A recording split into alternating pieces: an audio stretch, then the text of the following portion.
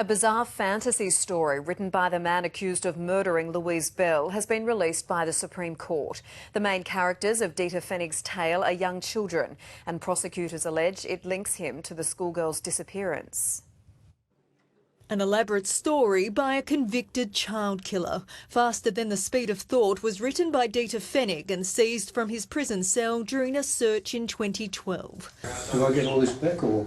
At the time, he was serving a life sentence for the murder of 10-year-old Michael Black. But prosecutors say the story links him to the murder of schoolgirl Louise Bell, who disappeared from her Hackham West home in 1983, a crime he denies. The document tendered as evidence in his murder trial, one chapter titled Violent Earthquake and Ethnic Hatred, tells of a Japanese boy and an African girl who lose their mothers and are left unconscious in separate tragedies.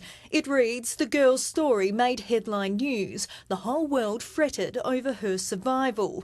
The story also features two children called Golden Twins, describing their features in detail and saying they were about 12 years old and looked alike as only a brother and sister can. They seemed to glow as if they had shiny golden wings. The trial today heard evidence from the first of a number of DNA experts who are focusing on testing of a pyjama top that belonged to Louise. A forensic scientist describing the lengthy process and how blood wasn't detected until 2005, with a very, very weak DNA profile found a year later.